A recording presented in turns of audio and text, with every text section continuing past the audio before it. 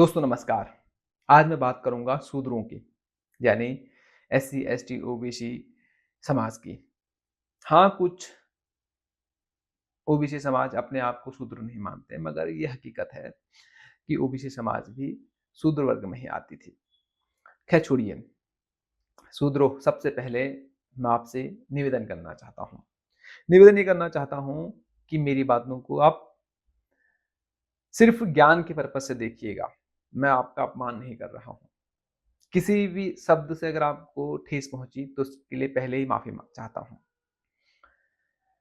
सबसे पहले अगर आपके साथ कोई भी व्यक्ति भेदभाव, जाति भेदभाव, छुआ-छूत जैसी घटनाएँ या हिंसा करता है, तो आपको कुछ नहीं करना है। आपको भी वही चीज़ उसके समाज के साथ करना शुरू कर देना है। आप आटा, चावल, राशन कहाँ से लेकर आते हैं? दुकान बदल दीजिए। उस समाज का आर्थिक विरोध करना शुरू कर दीजिए जो आपके साथ जाति भेदभाव, हिंसा करता है। उसके काम करना बंद कर दीजिए। आप गाँव में रहते हैं और आपके गाँव में आपके समाज के साथ कोई भेदभाव या हिंसा जैसी घटनाएँ होती है, जिस व्यक्ति ने की, उसके समाज के सभी लोगों का विरोध करना शुरू कर दीजिए। आर्थिक विरोध कर दीजिए, सामाजिक विरोध कर दीजिए, उसके घरों में काम करना बंद कर दीजिए। अगर उसको आप आपके समाज के किसी भी व्यक्ति को बुलाता है, तो मत जाइए। आप भूखे थोड़ा मर जाएँगे। दूसरी जगह काम कीजिए, ऐसे लोगों के साथ काम कीजिए जो भेदभाव, हिंसा वगैरह नहीं करेंगे आपके साथ में, ठीक है? दूसरा, राशन, परचून की दुकान बदल लीजिए। अगर उस जिस व्यक्ति ने आपके साथ हिंसा की है, परचून की दुकान उसके समाज के व्यक्ति की है, तो बदल दीजिए। धीरे-धीरे असर दिखाई देगा आपको। ये सबसे बड़ा कारगर हथियार है। इसके अलावा अपने समाज में एकता बनाइए। अगर कोई आपके साथ हिंसा कर रहा है, तो उसका बदला लीजिए। वो किस तरीके से लेना है, वो आप पर निर्भर करता है।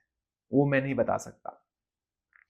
तीसरी बात, अपने समाज में पुस्तकालय बनाइए, अपने समाज में शिक्षा को आगे बढ़ाइए, अपने समाज के उन युवाओं को आगे बढ़ाइए जो बेहतर करना चाहते हैं।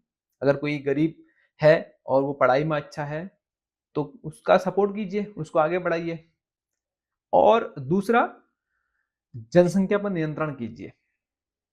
ज़्यादा बच्चे पैदा मत कीजिए, क्योंकि आधी गरीबी इसी कारण आती है, ज़्यादा बच्चा पैदा करने से। तो इसलिए कम बच्चा पैदा कीजिए, अपनी आर्थिक स्थिति को देखकर फैसला लीजिए। दूसरा, फालतू खर्चा कम कर दीजिए। जैसे शादी-ब्याह में आप खूब सारा खर्चा करते हैं, तो शादी को कोर्ट मैरिज कर दीजिए। छोटे खर्चों को कम करना शुरू करेंगे तो आपकी आर्थिक स्थिति बेहतर होगी। इसके अलावा और भी बहुत सारी चीज़ें हैं। जैसे आप नशा करते हैं, तो नशा को भी बंद कर दीजिए। अपने समाज में एक नशा बंद आंदोलन शुरू कीजिए। कैसे नहीं होगा आपका समाज बेहतर? बेहतर करने के लिए संघर्ष करना पड़ेगा। धीरे-धीरे संघर्ष करना पड़ेगा।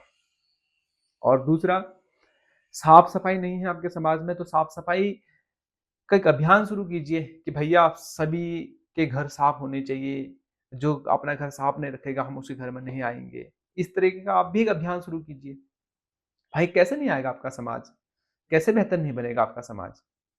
बनेगा बेहतर, बट आपको कोशिश करनी होगी। कैसे आपके समाज को बेहतर बनाना है। कोई भी व्यक्ति पैदाइशी साफ-सुथरा नहीं होता है, वो सीखता है। अंग्रेजों ने हमें बहुत कुछ सिखाया, तो आज हम लोग उनकी चीज़ों को मान रहे हैं। चाहे वो कुत्ता घुमाना हो या फिर चम्मच से खाना हो। ऐसे ही आप भी शुरू कीजिए अपने समाज में बदलाव। कोई पेड़ से थोड़ा सीख के आता है। हर समाज धीरे-धीरे करके तो सीख के आता है। चाहे ब्राह्मण का बच्चा हो, ब्राह्मण भी अपने बच्चे को सिखाता है। ऐसे तुम भी सिखाओ।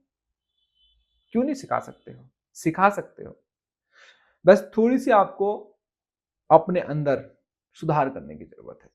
बस यही कि जो चीज़ें आप सिखा रहे हैं, वो आपके समाज में एक परिवर्तन लेकर आए। उसका नकारात्मक असर ना हो। बस ये सुधार करने की ज़रूरत है और धीरे-धीरे सुधार होगा ही होगा, निश्चित तौर पर होगा और हुआ भी है, क्यों नहीं हुआ है सुधार? और ये आरक्षण की बेड़ियाँ लेना बंद कर दीजिए। ठीक है, आप काबिल हैं, आप में योग्यता है तो आप जनरल सीट को लीजिए ना। आरक्षण अपने समाज के ही किसी दूसरे व्यक्ति के लिए छोड़ दीजिए। मेहनत कीजिए, जनरल की सीटें काटिए, खाइए या उस पर नौकरी प्राप्त कीजिए। उससे आप ही के समाज का भला होगा, किसी और के समाज का भला नहीं होगा।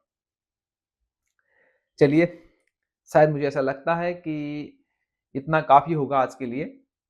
आशा करता हूँ कि आप अपने समाज में बदलाव करेंगे और जो मैंने कुछ पॉइंट बताएँ, उन पर काम करेंगे। धन्यवाद।